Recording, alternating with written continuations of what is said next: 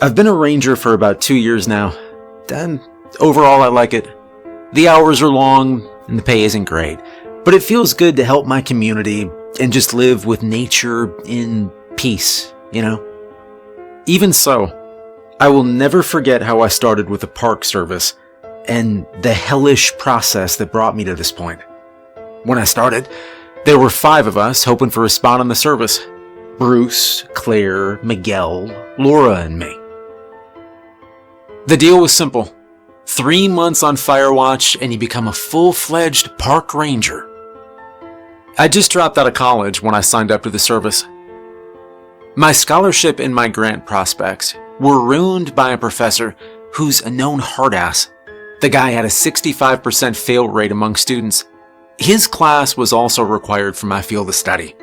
After 3 attempts, the college took away my grant and the scholarship program pulled their backing. I was left with no job, very little money, and pissed off parents who couldn't understand how I could fail a class that was so important. Well, I needed a job and I needed it quick. But the ad for this one should have been a red flag from the get-go. I still remember what it said. Wanted. Individuals looking for immediate hiring, offering full-time employment after a 3-month probationary period with the forestry department. Must be willing to live in the park during the probation period. Serious applicants only. Now, all I really read was the bit about full-time employment and living in the park. My parents' house wasn't really cutting it, so I called the number on the ad and I learned that they only had 1 spot left. They said they'd be happy to set up an interview for the very next day. So, the next morning, I was waiting outside Ranger Keller's office at 8 a.m. sharp in my best polo and khaki slacks. Ranger Keller pulled up about 5 minutes after 8 and smiled when he saw me. He's a big guy, easily 6'5". He had a thick mustache and a shaved head that he keeps under a wide-brimmed hat. I remember being a little nervous as I sat there and he looked through my resume. "So you want to be a park ranger, that right?" he started. I shrugged. "I guess. The work seems interesting and I gotta do something." He nodded, looking at my lackluster application. "Okay, well, do you know anything about the program we're running?" You lock some of us in the fire tower for 3 months and see if we crack, by the sound of it." He laughed at that, but it never reached his eyes. "Something like that. Have you spent a lot of time in the woods? Do you know your way around a campfire or a forest trail?" I told him I'd been in the Scouts since I was 6 years old. I knew enough to hang our stuff in anti-bear bags, dig our latrines outside of camp, make sure our fires wouldn't rekindle afterward, and, the other stuff the Boy Scouts taught me. Now, surprisingly, Ranger Keller at least seemed somewhat impressed by what I told him. He told me to report back here in a week to start my assignment. A week later, I had a bag packed and I was pulling into the parking lot. There were 4 other cars there now. A small group of people around my age were hanging out on my porch. These would be my housemates for the next 90 days, and I figured I should get acquainted. They looked up as I walked towards the porch.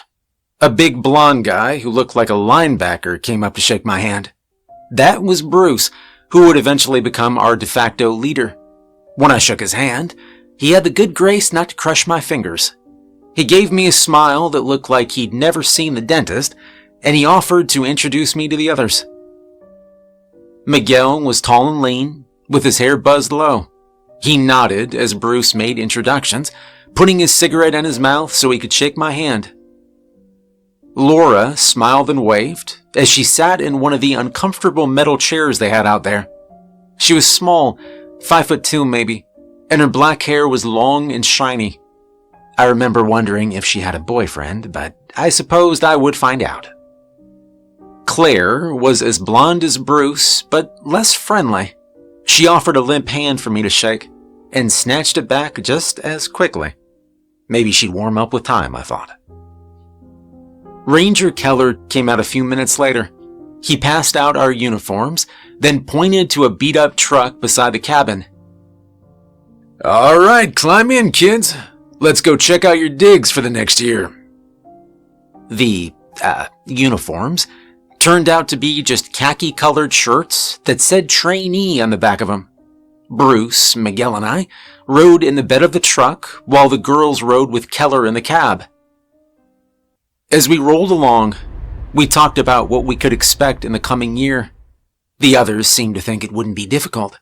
Miguel was an experienced hiker and had seen more of the Appalachian Trail than anyone I knew. Bruce's dad was a park ranger in the Midwest, and he'd grown up on the trails. The two seemed very confident that a year of fire watch would be nothing. "You know, I heard they keep your pay held in trust while you do this, and if you quit, you don't get anything," Bruce said. "Can you imagine getting 3 months of pay all at once in a job? I also heard the last bunch didn't finish. They never got the money." Bruce's eyes flicked to the cab as he said this. "What?" I asked.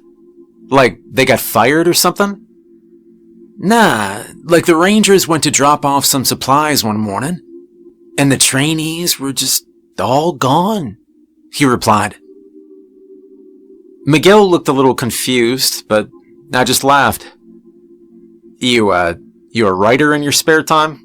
I began. "Sounds like a good story, I'll give you that." Bruce, however, never even cracked a smile. "I don't put a lot of stock in stories," I said, "but it's something interesting to think about. We're 20 to 30 miles from the closest station. I mean, anything could happen out here." The fire tower soon came into view as we kicked up dust along the dirt road. It was huge, rising above the trees like a metal exclamation point. The closer we got, the larger it seemed to rise. It had to be tall, after all, so you could see fires from miles away. We'd be living here for the next 3 months, but being up that high, it'd probably take some getting used to. As we pulled into the gravel driveway, I saw a 2-story house built into the bottom of the tower. It looked very out of place, sitting beneath a tower of steel. "All right, this is it," Keller said. "Welcome to the valley. Your home for the next 90 days. The front door opened onto a mudroom and a raised living area. It had an old TV, a sagging couch that looked like you could almost fall into it, and a pair of weathered leather chairs. Off the living room was a fully stocked kitchen, a half bath, and a staircase that led up to the bunk rooms. Each of the rooms had 4 beds and a footlocker. The strange thing was, though, that the bedrooms had no windows at all. "Trust me, you'll be glad of that," Keller said. After the tour, he brought us down to the living room and gave us a rundown of our duties. "All right, one of you is to be in the fire tower at all times. You have to keep a constant watch over the valley. If you're in the tower, make sure you're wearing your uniform. That is very important. Now there's a trap door on the 2nd floor that leads to the ladder that will take you up to the observation deck. That will be helpful for those of you on the night shift. That being said, no one leaves this house after dark." "Why's that?" asked Bruce. "Well, from your current position, it's about 10 miles into the woods to the closest ranger station. Gets pretty dark out here at night, so it's best if you keep to the tower for your own safety." We all shared a dubious look at that, but Keller wasn't done. "Now, there are a few safety rules I've left on the fridge in the kitchen for you. Follow these and the next 90 days should fly by. Food deliveries are once a week. There's enough gas to last you till the end of the month. And if there's an emergency, you can hop on the short range in the kitchen Your cell phone service will likely be hit or miss out here, so don't rely on that. If the snows come early, radio us for more wood and gas and we'll bring it. Good luck, he said. And with that, he was off.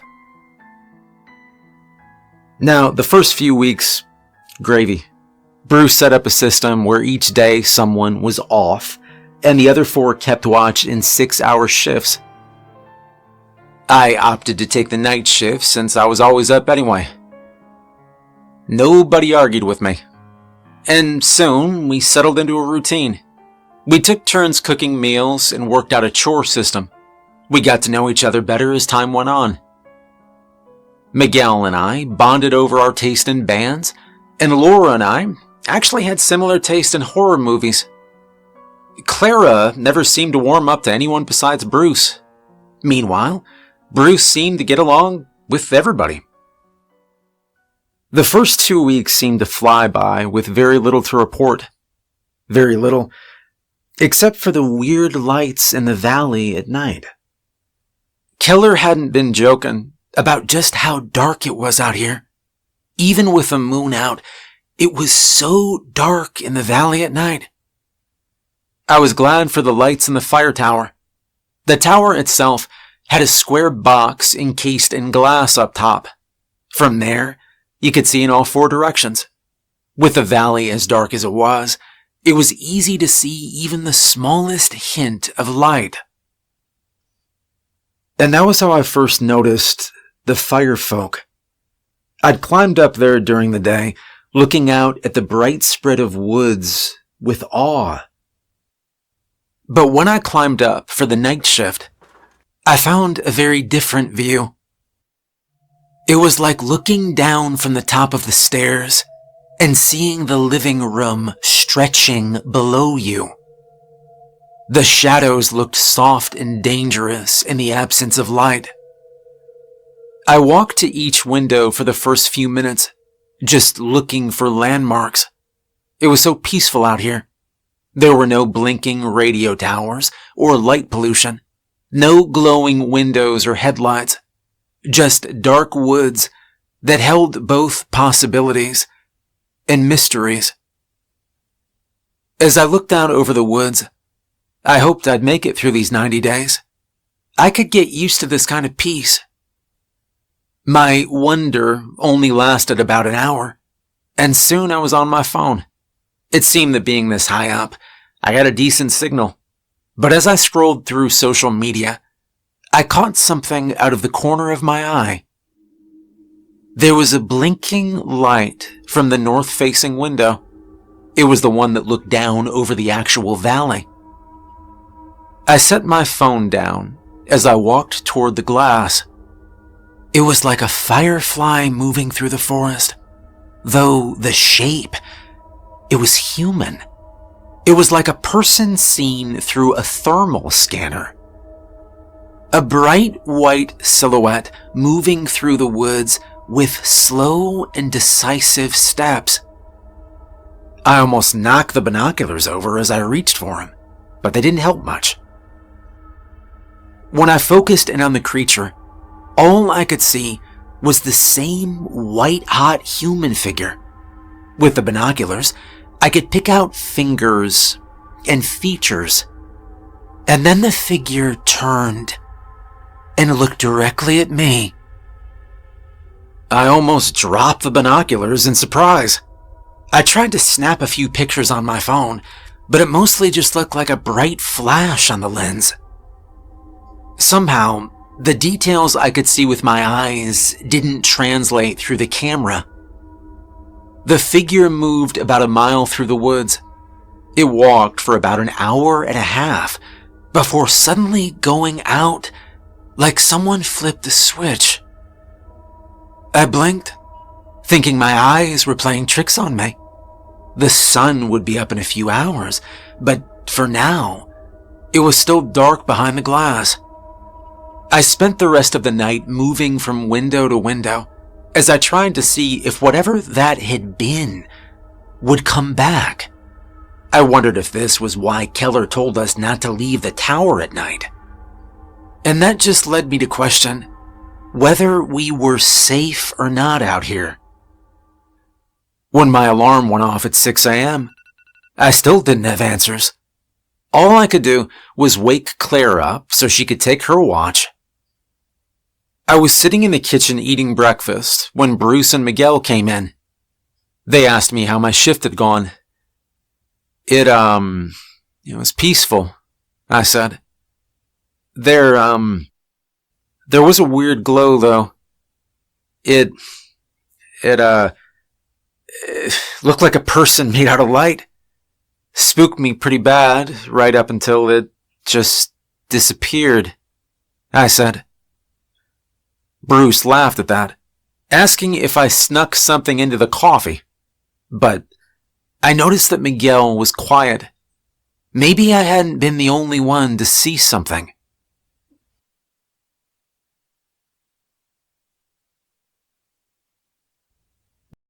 Miguel had the watch again that night till my shift. I set my alarm for about 11:30 so I could have a word with him before he turned in.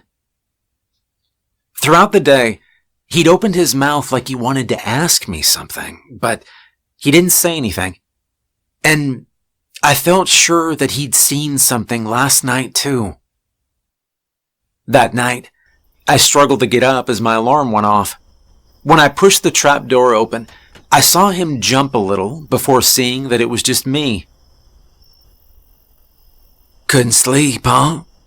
he asked, handing me a cup of coffee. There was a fresh pot warming on a hot plate. Just woke up. Figured I'd come up here. "How's it been tonight?" I answered. He looked over at the north face of the tower, as if looking for something. Not too much.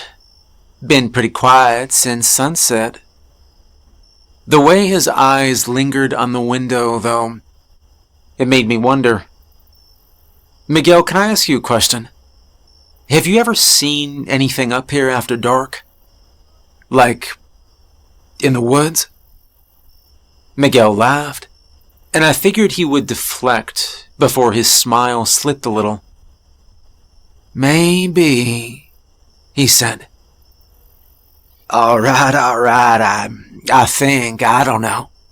Sometimes, seems like my eyes are playing tricks on me. Sometimes."